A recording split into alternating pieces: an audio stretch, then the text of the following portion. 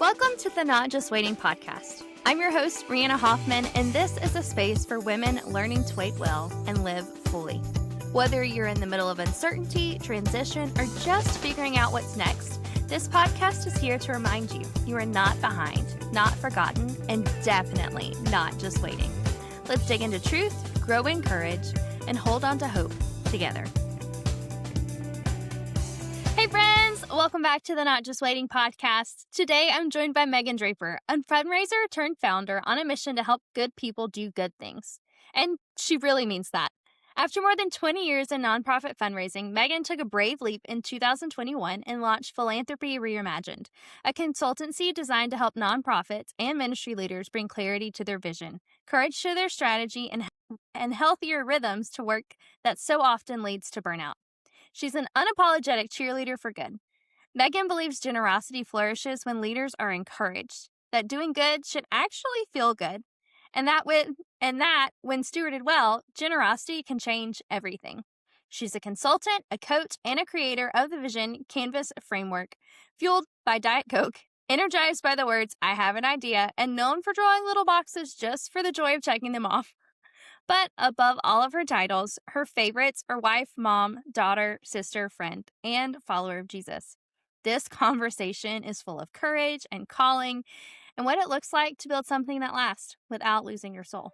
Let's dive in. If you can't tell, we're already having a fabulous time. This is Megan, and I really have already been talking to her for an hour, and I'm really sad that you guys didn't get to hear that conversation. But you get to hear our current conversation about becoming and what life looks like, and we are really here for a good time. So I really hope you're having a good time today. But Megan, so glad you're here. Like, genuinely. This is the best. And I told you earlier, my first podcast, I'm totally fangirling over the whole process and you and just the opportunity to see you. It's been a while and catch up and all the things. So thank you. This is a delight. This is so fun. I wish we lived a little bit closer. I would be like on your couch every week.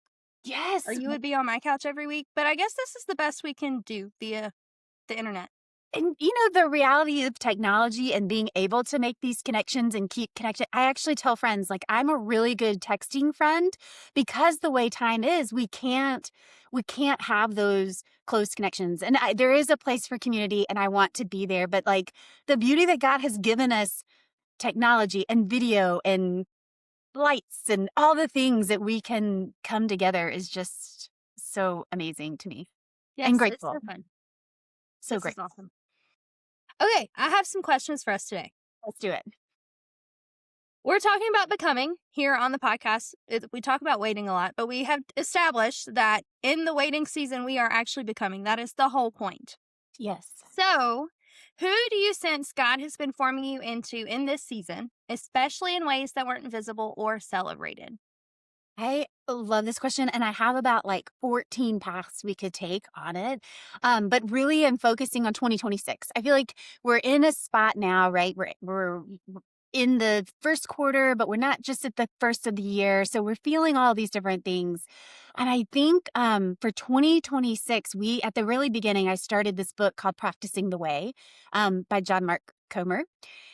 And talking about being an apprentice. And when you really focus on something and you start learning and you start growing and you start really focusing your mind on it, then all of a sudden everything relates back to that. And so every bit, like there's just these different stories that have been shaping the way I think or the way I talk or the way I interact with clients or the way I interact with people and family. And it really kind of goes back to that idea of being an apprentice, right? Like, and how do we abide and how do we sit and how do we do disciplines in our life, not for the sake of doing disciplines. And I will say, when we started the book, I'm doing it with a small group and they're like, hey, let's do this book. Other people in church have been doing it. It's great. And I instantly was like, no. Like, I just thought, like, I don't want another thing that we're supposed to mark off the list and become like, hey, this is the fancy way to say this is what we're doing, right?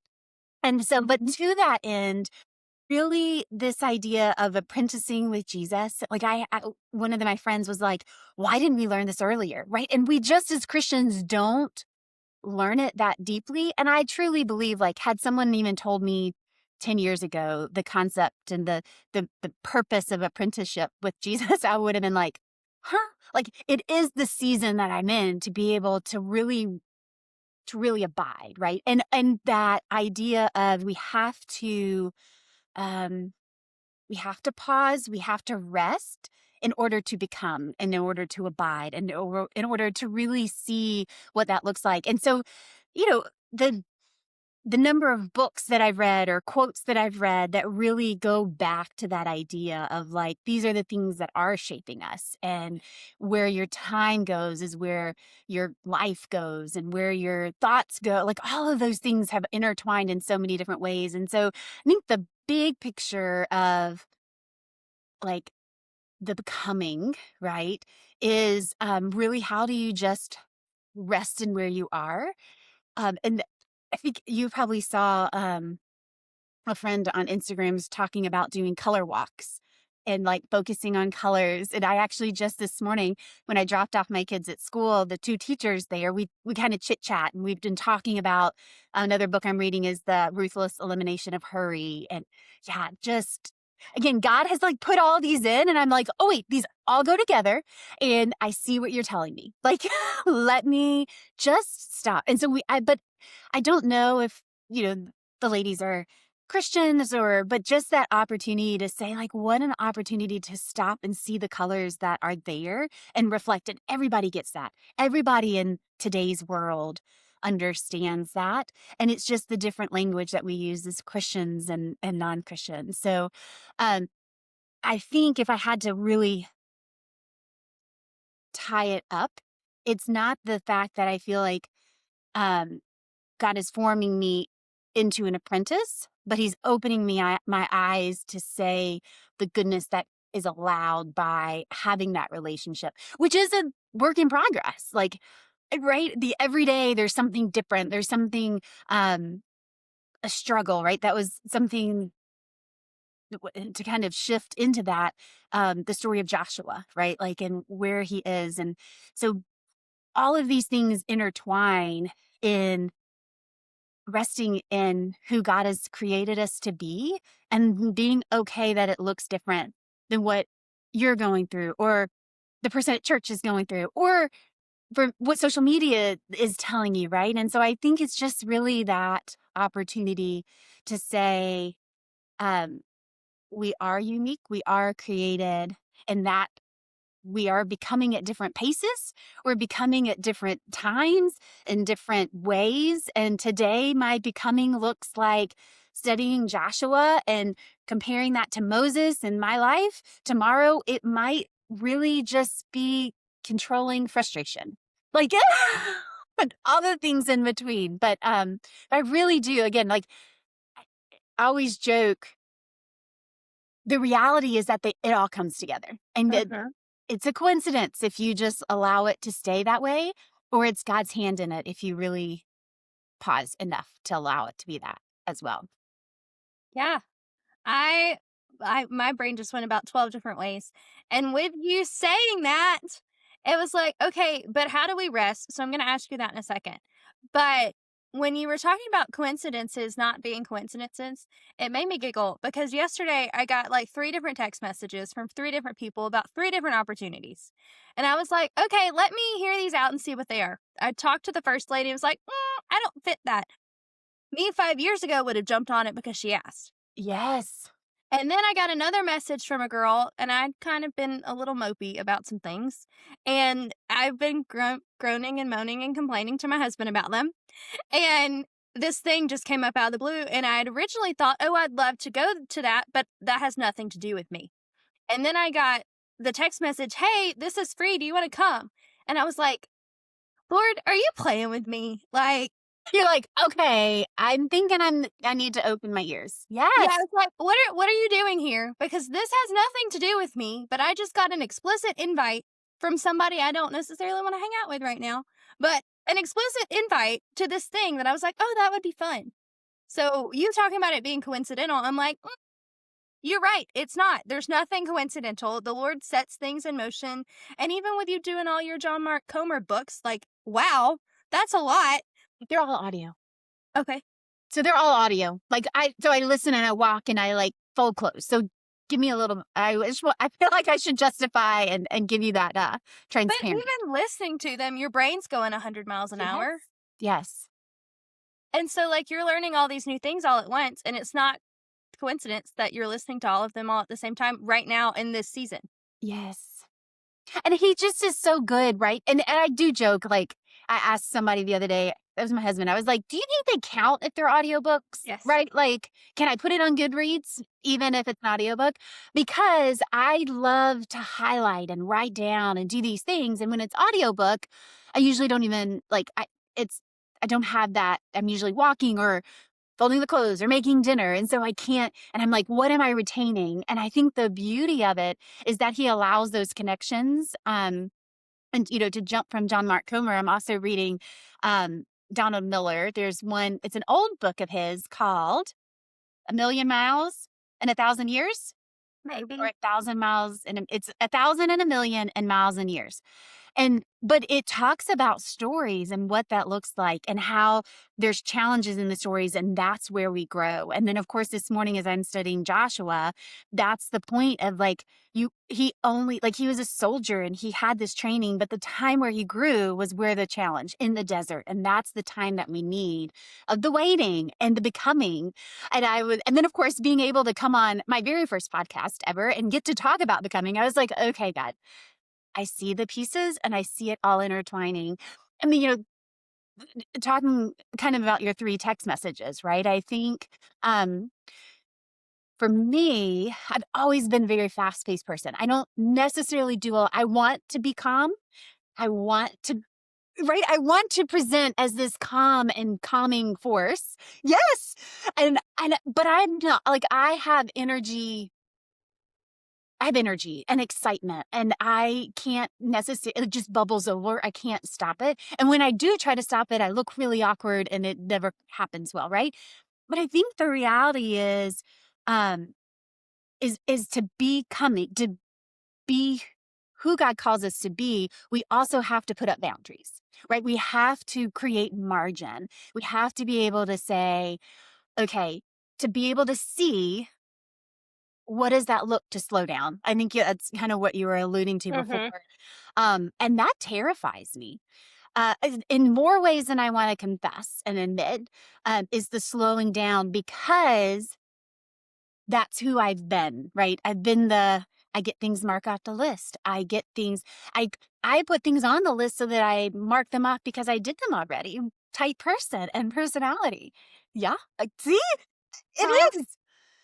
So true. And so to be able to create that margin has been a struggle in every season, and this season in particular. But because too, I might answer this question before you ask it, but like the shift of the timing and the resting, but because it is the margin, and I think rest looks very different. And I think I became very intimidated when the women Christian kind of circles, everyone was talking about rest and talking about self care. But I'm not one. I live in a town where lots of people do the manicures and pedicures and facials and I'm like, I've never done that. And so that's not the natural self-care for me. Um, and so I got really intimidated and thought, wait, self-care isn't the right thing, right? And like I'm justifying all these things, but the reality is that he invites us into that rest. And that can look different. So right now, for me, it actually looks like walking my friend's dog. And so it's a forced time in the middle of the day that I have to break. And it's the micro changes in our life because I told my husband, like, I kind of really enjoy walking her dog. It's a break. It's a time. There's many problems that I had in terms of work things that I was trying to figure out, and walking Rocky, I figured them out because I thought of them. I stopped and my brain allowed to like really mull over it. And so creating margin has been a struggle. Um, but it's also been something that I see the benefits of. And so when you see the benefits of it, you're like, oh, wait, maybe I should do that more. Um, but I think because of society, right? Because of work, because of these things, I at least have created a definition of success in my head of what it should look like. And when I started the company 5 years ago now, um, there's an older gentleman who he was a mentor I really respected, and he said to me, "You get to define success now," and it's so wonderful and peaceful, and it made me angry that he said it to me.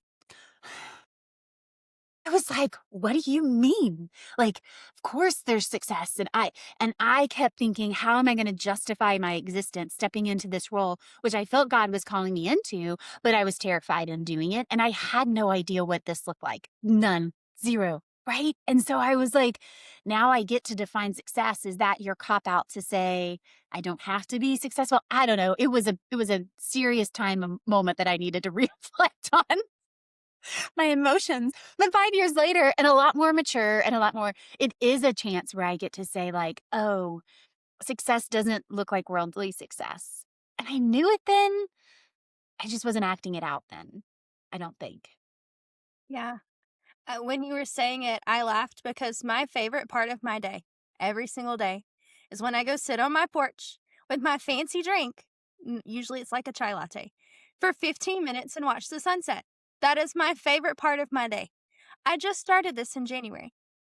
I still freeze my booty off every day because it is still cold here. I was gonna say, we gotta get you a coat. Bundle up, and sometimes I take a blanket to sit on because the concrete's cold, and I sit and I watch, and it's my most favorite part of the day.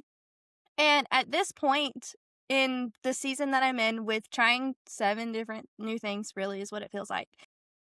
That is the most successful part of my day because I have gotten outside, and it's when my brain turns off long enough for me to actually think. Yes.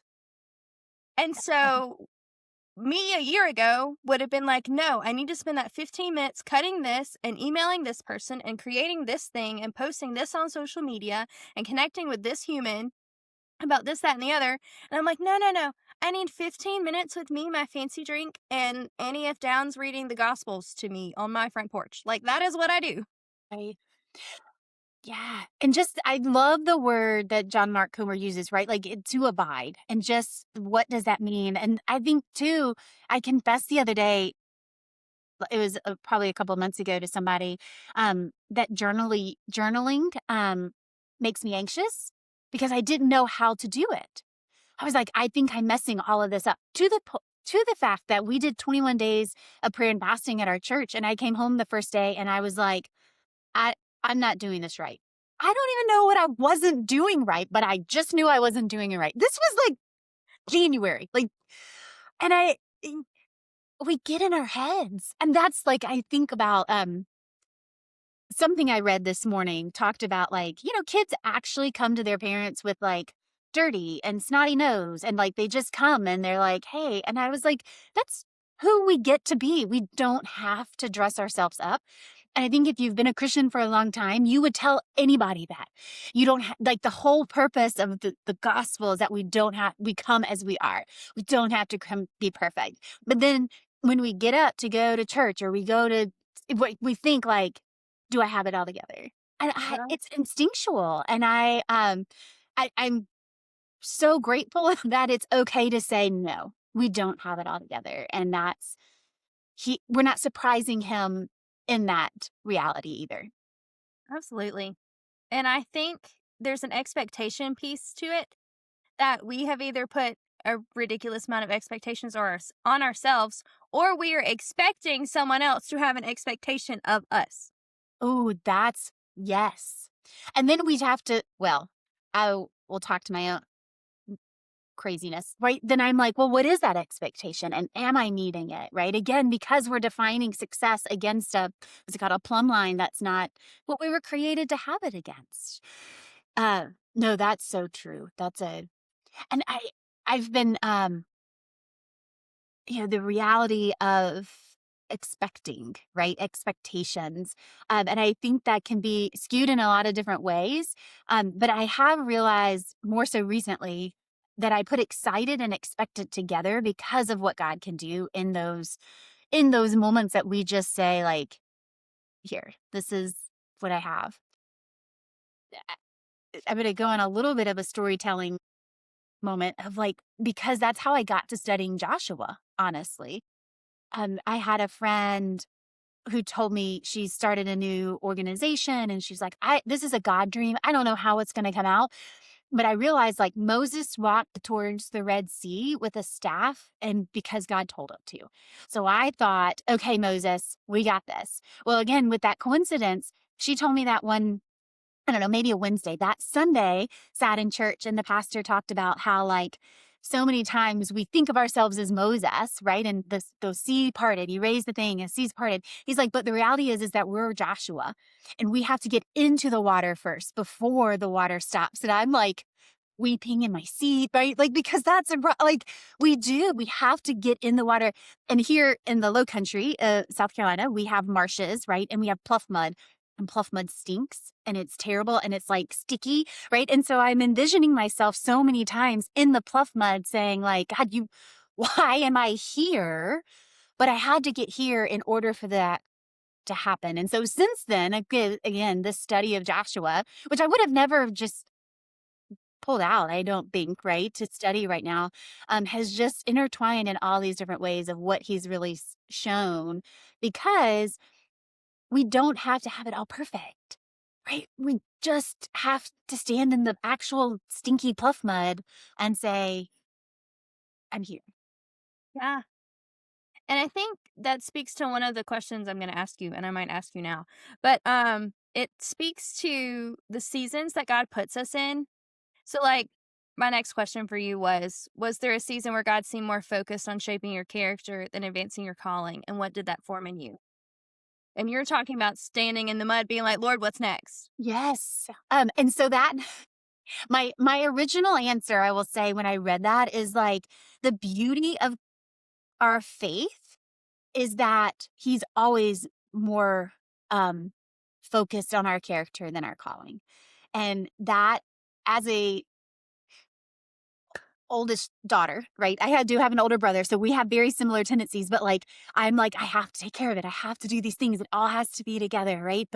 Um but the beauty and the peace of the fact that we don't um when I allow it to resonate, it, it's-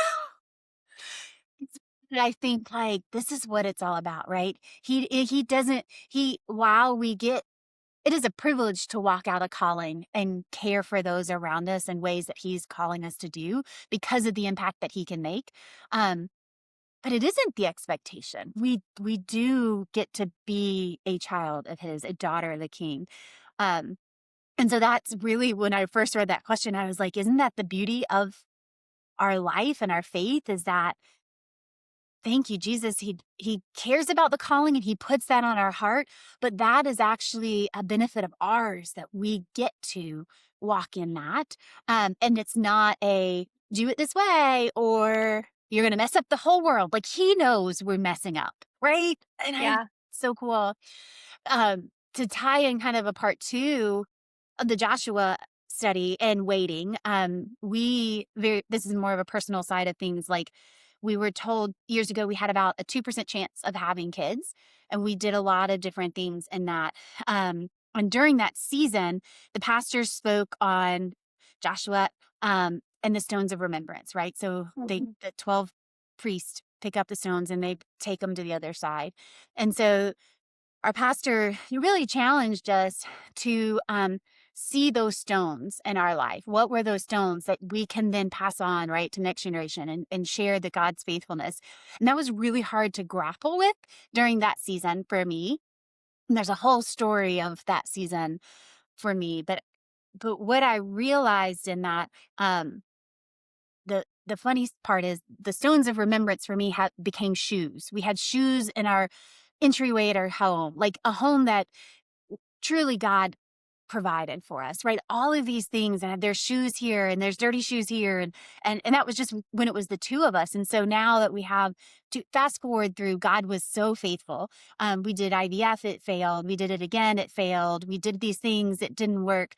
We were about to start another round and found out we were pregnant with our daughter. And growing up, I always asked God, I was like, give me stories. Give me stories that I can share your goodness. At the time, I didn't realize that to have those stories meant that you had to have hard times. And so Mhm. I had this story though, and I sat in the doctor's office and she was like, oh, what did she say? This is what we call a spontaneous pregnancy. I was like, I appreciate that. I am going to call this a miracle of a God who loves me. And she was like, I was like, because that was my story and that was my opportunity to point to Jesus through all of that. So now those stones of remembrance are shoes in our mudroom that pile up beyond overflow into all the things with the four of us here. But to that, right? How good is God to say, remember back then? Remember that season? And remember now you're standing in the puff mud? It's the same story and it's the same stone of remembrance for you.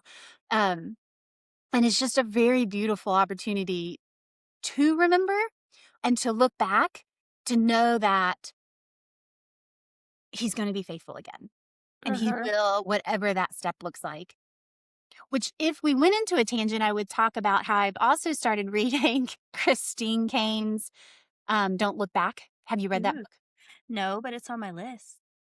It's good. Again, the reality is that we can look back. The whole book, she revolves around Lot's wife, right? Looking back, Mhm. it's pillar of salt. I just started it. But with that phrase, like we get to look back at his faithfulness, but we aren't looking back to things that we left behind or the longings, right? We get to look and long for what he has promised us in the future. You made that connection with the stones of remembrance because you telling me those stories, you get to pass that on to me, and I get to be like, okay, the Lord did this for her. Why can't he do it for me? 1000%. Yes. And it is so hard in seasons. Yes. Because my heart during that season, if I'm confessing, friend, is like, I was angry. I got to a point where I couldn't read the Bible because I saw over and over again his faithfulness. And I was like, but why not me? And so, I actually have gotten to a point, I was chatting with a friend who's, in that season now. And I was like, sometimes I have a hard time sharing the story though, because I'm so far removed. And there's there's a lot of emotions that you can't just share. Like you can't just say like, hey, here's my story, because it also then crumbles into every story is different, right? And every emotion is wrapped up into it. But the reality is um having the true crux of the matter in that season for me was that I was putting my hope and my joy in the desire to be a mom. And I was driving, there's a highway that I'm on almost every day when I was working out of the house, and I was on that road, and I remember this feeling and this thought of, I'm putting my hope and my joy in something that's never going to fulfill it. And God said, You've got to put that joy in me. You will never fulfill the joy of what you're doing if you continue to live in this way that you can find the joy elsewhere, no matter what that elsewhere was." And I was like, "Okay." Hear what you're telling me. And so I just think like today, right?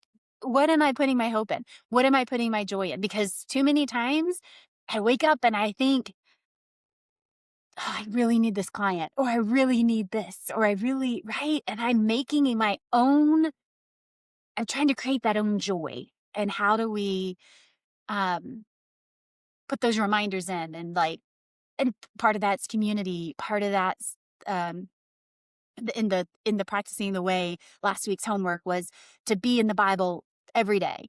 And we had this really deep conversation about like, well, how important is that? And I think the reality is that it's actually a gift. It's not an expectation for us, right? That because the when the temple was crumbled, right? The child king, I'm forgetting his name, My but he brain wants it to be Josiah. I think that's it, Josiah, right? And he finds it and then he repents and he tears his clothes, right? And I thought about like when we're not in the word, right? When the law got buried under the crumble, we turned away. The they all turned away, right? And when he saw this, he realized that this was an error. This was he tore his clothes, like he wept, he changed everything. And first of all, I'm thinking, I'm pretty sure he was like 8, if I'm remembering all my facts. He's an 8-year-old going, no, we have got to turn back. I'm like, oh, thank you, Jesus, that you give us the word that we can continue to turn towards you. Yeah. And I love that you said it's a gift, not an expectation. Because earlier, when we were talking about people expecting things of us, Yes. I think a lot of times, especially growing up in the Deep South and Southern Baptist culture and being at the church every time the doors are open, like you're expected to read your Bible. You hear it from literal birth, like in the womb. And you're like, this is an expectation of me. And then when you finally get to realize it's a gift and not an expectation, it changes how you view it or listen to it. And then you get stuff revealed to you that you wouldn't have because it went from being a homework assignment to something you wanted to do. Yes.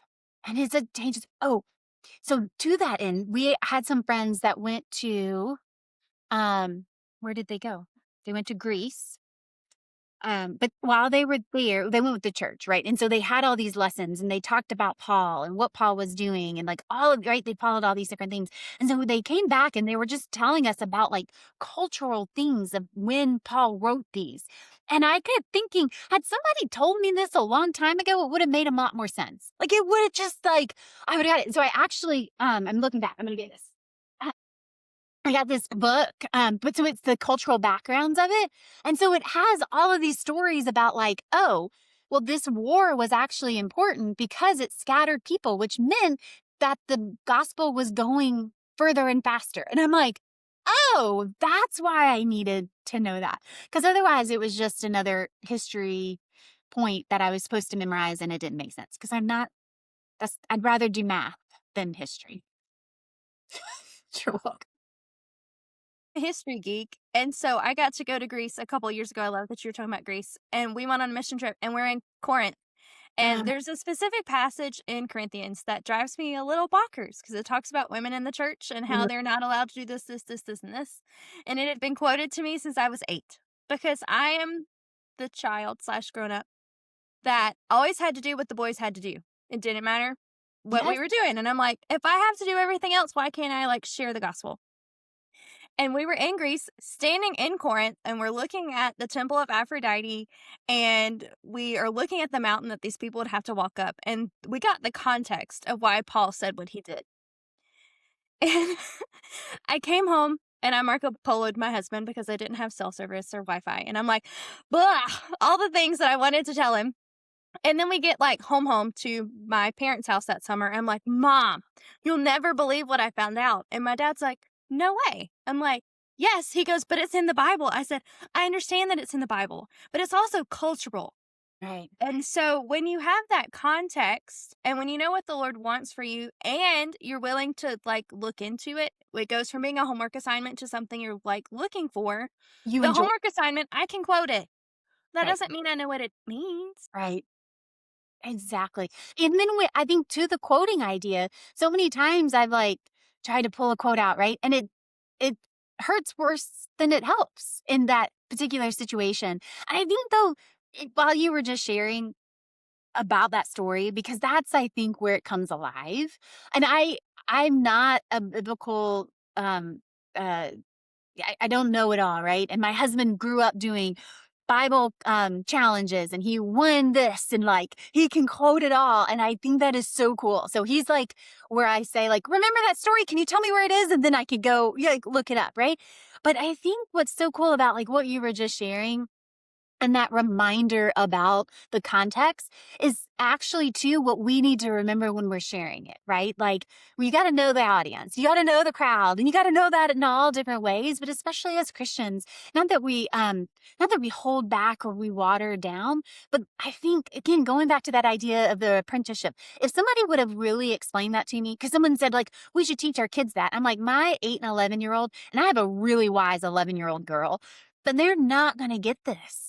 Thank you, Jesus, that you love us through it, right? And they both love Jesus. Oh my goodness. My 8-year-old stood up and told people at Christmas time about Jesus coming as a baby and that he died on a cross for our sins. Like he's in a public school telling like right? But they're not going to understand walking alongside and the apprenticeship because he allows us in his goodness and his glory to unveil things when we need them. I think that goes back to why it's so important for these conversations that you're having with people, right? Who are we becoming? What are we doing? Not to mark it off the list, but to just rest in that his goodness and his hands. Yeah, I think we just somehow, I'll speak for myself, make the gospel about me.